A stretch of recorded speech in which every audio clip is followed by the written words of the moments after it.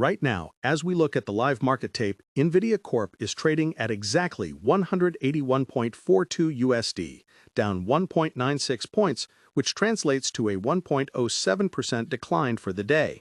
If you are watching the charts this very second, you are seeing a classic consolidation pattern, where the price is testing the lower bounds of its recent trading range, hovering just above the psychological support of $180. The expectation most retail investors have when they see a red number like this on a powerhouse stock is that something is fundamentally broken, or that the momentum has finally stalled out. They see the negative sign and assume the smart money is fleeing. But the reality is far more nuanced and, frankly, more interesting. What we are witnessing today isn't a panic sale. It is a low-volume shakeout occurring right before a major macroeconomic pivot point. Specifically, the Federal Reserve's upcoming decision, which is keeping the broader tech sector in a holding pattern. The market anticipates volatility, but the reality is that this specific price action on NVIDIA is acting as a pressure valve, releasing the speculative froth from the last rally while long-term institutional holders barely flinch. When you analyze the intraday movement of NVIDIA stock today, you notice that the volume is tracking significantly below its average daily turnover of roughly 227 million shares. Today, we are seeing volume closer to the 87 million mark at this hour, which tells a very specific story. When a stock drops on low volume, it typically means there is a lack of buyers at the immediate bid rather than a flood of sellers hitting the ask. This is a crucial distinction that often gets lost in the noise of daily headlines. The expectation is that a drop in price equals a drop in confidence. The reality is that the major players, the pension funds, the sovereign wealth funds, and the algorithmic trading desks are simply stepping back to let the price drift down to more attractive entry levels. They are not selling, they are waiting. This is the difference between reactive trading, often seen in Robinhood stock trading circles where the immediate price governs the emotion, and the proactive accumulation strategies used by Fidelity wealth management advisors who look at a 1% drop as a rounding error in a 5-year thesis. One of the primary catalysts driving today's specific sentiment shift, and this is something that wasn't on many people's bingo cards for this week, is the sudden headline noise surrounding international competition. We are seeing reports about China's NVIDIA making a splash in its own local market debut, surging heavily, and creating a narrative that NVIDIA's grip on the Asian market might be loosening faster than anticipated. The expectation here is that domestic Chinese chips will immediately cannibalize NVIDIA's revenue stream. However, the reality is that while the geopolitical headline is scary, the technological gap remains massive. The chips being celebrated in Shanghai today are generations behind the Blackwell architecture that NVIDIA is currently shipping. Investors using Schwab Intelligent Portfolios or seeking investment help often get spooked by these geopolitical headlines, wondering if the moat is drying up. But if you look at the order book for NVIDIA's data center GPU platforms, the backlog extends well into 2026.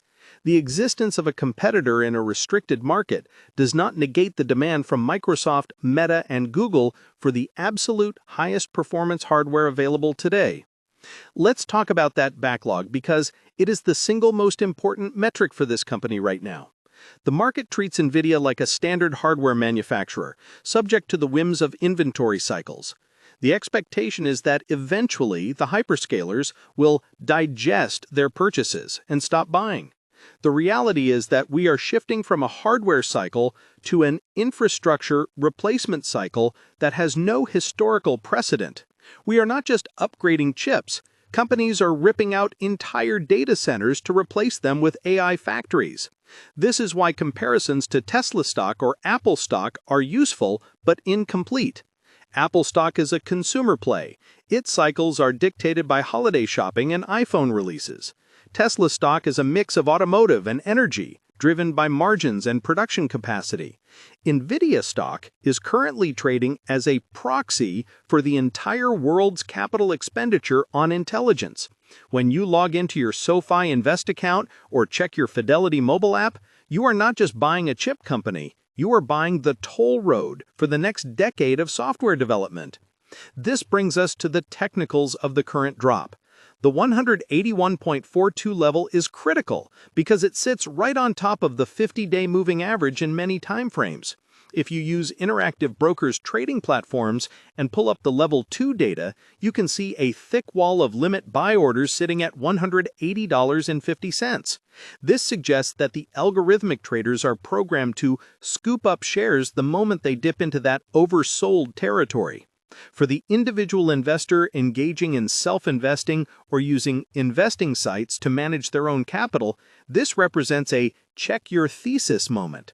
If you believe the growth is over, this is a breakdown. If you believe, as the earnings guidance suggests, that the Blackwell ramp is going to accelerate revenue in Q4 and Q1, then this is merely a pause. The tension between these two viewpoints is what creates the price action we are seeing today. It is a tug-of-war between the macro fear of interest rates and the micro reality of execution. Speaking of execution, we need to address the overheating rumors that plagued the stock last month. There was a pervasive expectation that the new Blackwell racks were having thermal issues that would delay deployment. This narrative dragged the stock down from its highs. The reality, confirmed by supply chain checks and recent management commentary, is that these engineering challenges were normal parts of the integration process and have been resolved.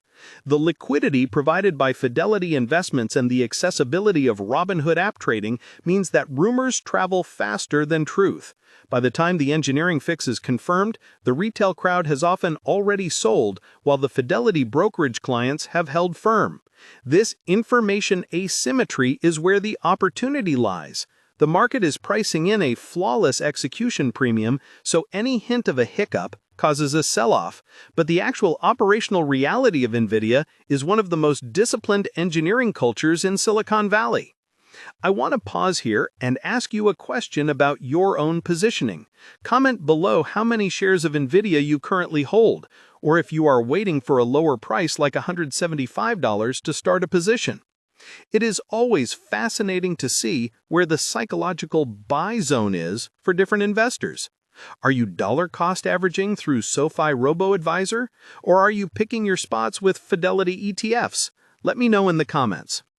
Now let's widen the lens to the broader ecosystem. One of the reasons NVIDIA is down today while some other sectors are flat is the rotation into value plays ahead of the Fed meeting. When rates are expected to drop or when the path is uncertain, money often moves from high beta growth stocks into boring, predictable utilities or staples. You might see this in your own Fidelity mutual funds or Fidelity IRAs, a slight rebalancing act. But here's the contrarian take. NVIDIA is becoming a utility. In an AI-first world, compute is as essential as electricity. The expectation is that NVIDIA is a risky, high-growth speculation. The reality is that for the Fortune 500, paying NVIDIA is becoming a mandatory operating expense, not a discretionary R&D project. When a company essentially becomes the electric grid for the modern economy, its valuation metrics need to be rethought. A PE ratio of 40 or 50 looks expensive for a hardware maker, but it looks reasonable for a monopoly utility with 75% gross margins. This brings us to the competitive landscape, specifically AMD and the internal silicon efforts from Google and Amazon. The bear case, the negative expectation, is that these companies will eventually build good enough chips and stop paying the NVIDIA tax. You will often hear this argument on Interactive Brokers stock trading forums or financial news channels, but the reality is that NVIDIA's moat is not just the chip, it is CUDA, the software layer. It is the networking with InfiniBand and NLink.